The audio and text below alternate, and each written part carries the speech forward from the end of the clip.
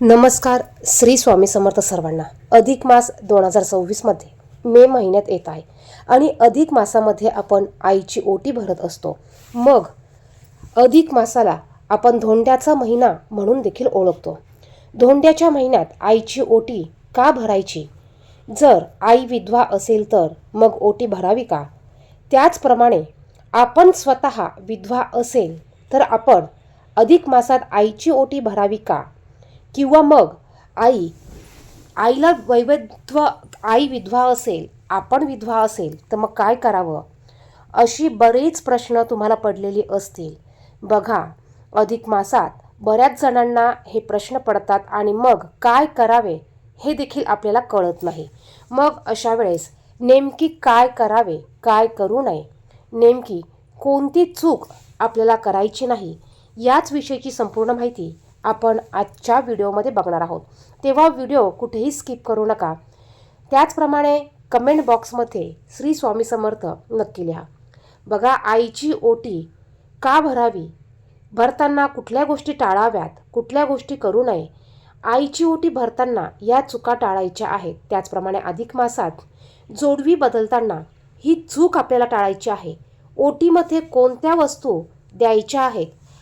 आईला आपल्याला अत्यंत महत्त्वाची ही एक वस्तू आवर्जून द्यायची आहे. ओटी कोणत्या दिवशी भरायची? ओटी भरताना कोणत्या चुका करायच्या नाहीत? कोणत्या चुका करणे आपल्याला टाळायचं आहे? अशी संपूर्ण माहिती, भरपूर माहिती आपण या व्हिडिओमध्ये बघणार आहोत. त्यामुळे तुम्ही जर का चॅनेलवर नवीन असाल किंवा तुम्ही नवीन लग्न झालेला असाल तर हा व्हिडिओ संपूर्ण नक्कीच बघा. यामध्ये तुम्हाला अतिशय महत्त्वपूर्ण माहिती ही एकाच व्हिडिओमध्ये संपूर्ण पाहायला मिळणार आहे. बघा, अधिक मास याला पुरुषोत्तम मास म्हणून देखील ओळखलं जातं. अधिक महिना हा दर 3 वर्षांनी येत असतो. त्यामुळे या अधिक मासाला अतिशय महत्त्व आहे आणि अधिक मास हा पवित्र असा महिना मानला जातो. याला धोंड्याचा महिना म्हणून ओळखलं जातं. हा भगवान विष्णूंना समर्पित असा महिना आहे. या महिन्यात भगवान श्रीहरी विष्णूंची पूजा करण्याला, पुरुषोत्तम मास पोथी वाचण्याला, अधिक मासाची पोथी वाचण्याला अधिक महत्त्व दिलं जातं. या संपूर्ण महिन्यात पुरुषोत्तम मास म्हणून किंवा भगवान श्रीहरी विष्णूंची खास करून सेवा केली जाते. हा महिना वर्षातून बघा, हा महिना 3 वर्षातून एकदा येत असल्यामुळे हा महिना अतिशय शुभ मानला जातो. आध्यात्मिक उपासना, भक्तीसाठी हा अत्यंत महत्त्वाचा पवित्र काळ मानला जातो. देवांकडून आशीर्वाद प्राप्त करून घेण्यासाठी विविध धार्मिक विधी देखील ह्या महिन्यात केल्या जातात. या महिन्यात अधिकतर जास्तीत जास्त दान, धर्म, पुण्य, त्याचप्रमाणे उपासना, काही तुमचे पारायण, ग्रंथवाचन ह्या गोष्टी अधिक करण्याला महत्त्व आहे. हा महिना बघा, हा महिना आपल्याला 3 वर्षातून एकदाच मिळत असल्यामुळे या महिन्यात अधिकाधिक पुण्य आपण कमवायचं आहे. बघा, बऱ्याच जणांना पडणारा हा एक प्रश्न आहे की आमची आई या जगात नाही, मग आम्ही ओटी कोणाची भरायची? किंवा आमची आई विधवा आहे, मग आम्ही ओटी कोणाची भरायची? त्याचप्रमाणे आम्हाला मुलगी नाही, मग आम्ही ओटी कोणाची भरायची? ओटी भरताना कोणत्या वस्तू टाळायच्या आहेत, कोणत्या चुका करायच्या नाहीत? त्याचप्रमाणे ओटीमध्ये कोणकोणत्या वस्तू आपण घ्यायच्या आहेत, ह्या विषयीची माहिती आपण पाहणार आहोतच. अधिक मासात भगवान श्रीहरी विष्णूंची सेवा करण्याला महत्त्व आहे. या महिन्यात आपण जास्तीत जास्त ओम नमो भगवते वासुदेवाय नमः या मंत्राचा जप करायचा आहे.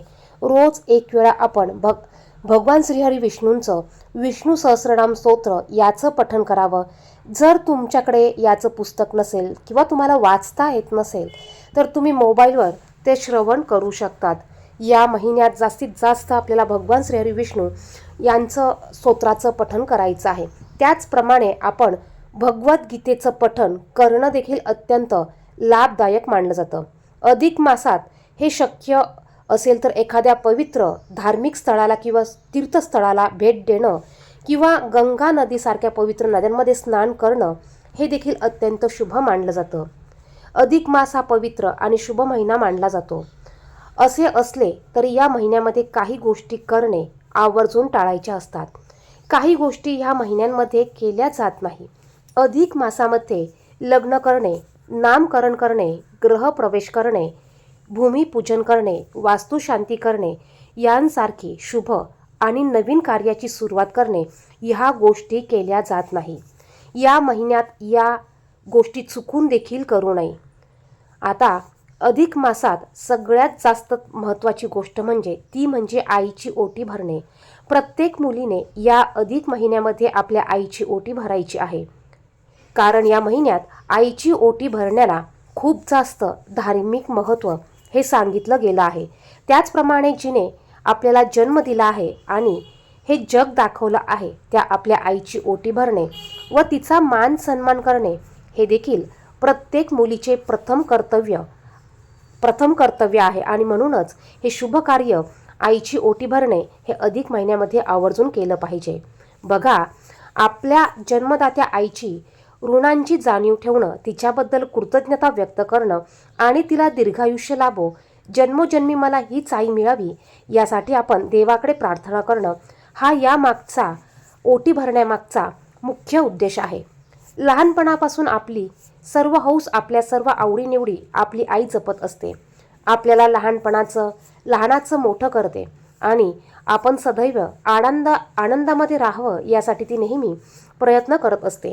कोणतेही दुःख आपल्या वाटेला येऊ नये हा तिचा एक प्रयत्न असतो. यासाठी आपली आई वाटेल ते करत असते. सर्वांपेक्षा जास्त काळजी आपली आईच आपली घेत असते. तसं बघितलं तर आपण काही अशा खास वस्तू आहेत ज्या आपल्या आईसाठी घेत नाही. या उलट प्रत्येक आई आपल्याला मुलीसाठी काही ना काही करत असते, देत असते. तिचे उपकार फेडण्यासाठी तुम्हाला अधिक महिन्यामध्ये आईची ओटी ही आवर्जून भरायची आहे. बघा, ज्योतिषशास्त्रात देखील म्हटलं जातं, अधिक महिन्यात आईला केलेलं दान हे भगवंताकडे पोहोचतं. असं म्हटलं जातं. या अधिक महिन्यात आईची ओटी कोणत्या दिवशी भरावी तर बघा, अधिक महिना सुरू झाल्यापासून ते अधिक महिना संपेपर्यंत तुम्ही कोणत्याही दिवशी आईची ओटी भरू शकतात. आता शक्यतो आपण बघा देवीची ओटी मंगळवारी, शुक्रवारी भरत असतो. त्याचप्रमाणे आपण देखील एखाद्या सुवासिन महिलेची ओटी शुक्रवारी किंवा मंगळवारी भरण्याचा प्रयत्न करत असतो. आणि म्हणूनच आपण आईची ओटी देखील मंगळवारी किंवा शुक्रवारी भरावी, कारण हे दिवस देवीला अत्यंत प्रिय आहे. अधिक महिन्यामध्ये तुम्ही आईची ओटी शुक्रवारी किंवा मंगळवारी भरू शकतात. ज्याला शक्य नाही त्यांनी त्यांच्या सोयीनुसार कोणत्याही दिवशी ओटी भरली तरी चालणार आहे. आता बघा, आई विधवा आहे, आमचे वडील नाही, मग आई विधवा आहे तर आईची ओटी भरावी का?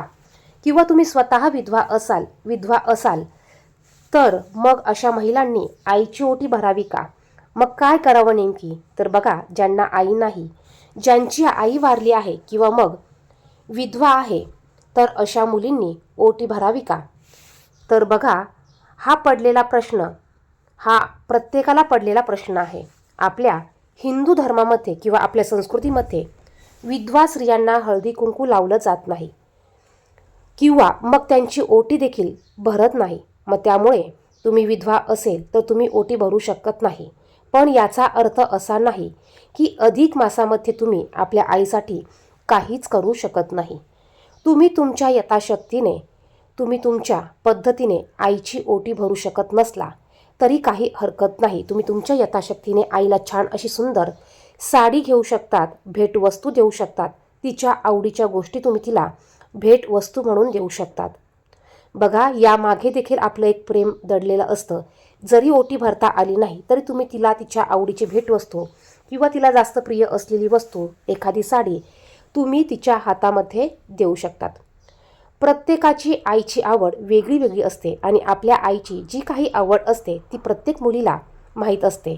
आणि त्यामुळे प्रत्येक मुलीने आपल्या आईच्या अगदीच आवडीची वस्तू तिला भेट म्हणून द्या किंवा तिच्या मनात एखादी खूप दिवसाची वस्तू घ्यायची असेल, असं काही मनात असेल तर ती वस्तू तुम्ही तिला घेऊन द्यायचं आहे. आता दुसरा प्रश्न, तुम्ही स्वतः विधवा आहे आणि आई सौभाग्यवती आहे, मग अशा वेळेस आपण आईची ओटी भरावी का? तर बघा, अधिक महिन्यामध्ये जर तुम्हाला खूप इच्छा असेल तुमच्या आईची ओटी भरण्याची आणि तुम्ही विधवा असाल आणि आई सौभाग्यवती आहे तर मग अशावेळी तुम्ही आईची ओटी तुम्ही स्वतः भरू शकत नाही. पण जर तुमची मुलगी असेल किंवा तुमची मोठी बहीण असेल किंवा लहान बहीण असेल आणि त्या सौभाग्यवती असतील, तर तुम्ही आणलेल्या वस्तू त्यांच्या हातून नक्कीच आईची ओटी भरून तुम्ही त्यांना त्या देऊ शकतात. किंवा तुमची एखादी जाव असेल, घरात जाव असेल, तर तिच्या हातून तुम्ही तुमची आईची ओटी भरू शकतात. तुम्ही तिच्या आवडीच्या वस्तू आणू शकतात आणि एखाद्याकडनं तिला हळदी कुंकू लावून ह्या वस्तू तिच्या ओटीमध्ये तुम्ही द्यायला सांगू शकतात. किंवा तुम्ही तुमचे काही पैसे देऊन त्यांना त्यांच्या आवडीच्या वस्तू आणायला तुम्ही सांगू शकतात. बघा, तुम्ही आईसाठी जोडवी देखील खरेदी करू शकतात. अधिक मासामध्ये जोडवी खरेदी करण्याला आणि दान देण्याला अतिशय महत्त्व आहे. चांदी ही माता लक्ष्मीला अतिशय प्रिय आहे. त्यामुळे तुम्ही आईची ओटी भरू शकत नसाल, तुम्ही आईसाठी एखादी आणलेली छानशी सुंदरशी साडी आईच्या हातामध्ये देऊ शकत नसाल, तर आपल्या आईला पाटावरती बसून आईच्या तोंडामध्ये साखर भरू शकतात आणि आईचे दर्शन आईच्या तुम्ही पाया पडू शकतात. कारण आपली आई देवापेक्षा कमी नाही. तर अधिक महिन्यामध्ये तुम्ही एवढं तर नक्कीच करू शकतात. कारण आईसाठी केलेली छोटीशी गोष्ट इथेच भगवंतापर्यंत पोहोचते. त्यामुळे आईला तुम्ही ह्या गोष्टी नक्कीच भेटवस्तू म्हणून देऊ शकतात. आईची ओटी भरताना मात्र एक गोष्ट आवर्जून लक्षात ठेवा. सुनेने सासूची ओटी अजिबात भरायची नाही. कारण सासूच्या ओटीमधील पुत्र जो असतो त्याच्याशी तुम्ही विवाह केलेला असतो. त्यामुळे तुम्ही सासूची ओटी भरू शकत नाही. एवढी गोष्ट मात्र आपल्याला बघा लक्षात ठेवायची आहे. तर अधिक मासामध्ये आईची ओटी भरताना ओटीमध्ये कोणत्या वस्तू द्यायच्या आहेत? बघा, आईची ओटी भरण्यासाठी तुम्हाला तांदूळ, खण, नारळ, ब्लाऊज पीस, काही सुकामेवा, सौभाग्याच्या ज्या काही वस्तू असतील त्या, हळदी कुंकवाचा करंडा, गजरा, हळदी कुंकू, हिरव्या बांगड्या, कंगवा, यासोबत तुम्हाला काही गोड पदार्थ किंवा मिठाईसुद्धा तुम्हाला द्यायची आहे. आपल्या आईला ओटीमध्ये तुम्हाला ह्या वस्तू द्यायच्या आहे. याचप्रमाणे अधिक मासामध्ये अनारस्याला खूप महत्त्व आहे, ज्यामध्ये तुम्ही अनारसे देखील देऊ शकतात किंवा कोणताही गोड पदार्थ तुम्ही ओटी भरताना देऊ शकतात. अधिक महिन्यामध्ये मुलीने आईला नवीन एखादी साडी घ्यावी. तुम्ही तुमच्या ऐपतीप्रमाणे तुमच्या इच्छेनुसार एखादी साडी तुम्ही घेऊ शकता. मग ती भारी असू द्या किंवा ती साधी असू द्या. आता ओटी भरण्याची पद्धत काय आहे बघा. त्याचप्रमाणे बघा, या अधिक महिन्यामध्ये जावयाला मानपान करण्याला किंवा जावयाचा मान सन्मान करण्याला देखील अधिक महत्त्व आहे. यामुळे जावयाचं आयुष्य वाढतं, जावयाला ऐश्वर्य प्राप्त होतं, सुख प्राप्त होतं. त्यामुळे या अधिक महिन्यात सासू सासऱ्याने आपल्या जावयाला मानपान द्यायचा असतो. मग तो मानपान तुमच्या यथाशक्तीने तुम्ही हा देऊ शकतात. आता ओटी भरण्याची पद्धत बघा. ओटी भरताना जी काही व्यक्ती असेल तिला पाटावर बसवायचं आहे. त्यानंतर हळदी कुंकू लावायचं आहे.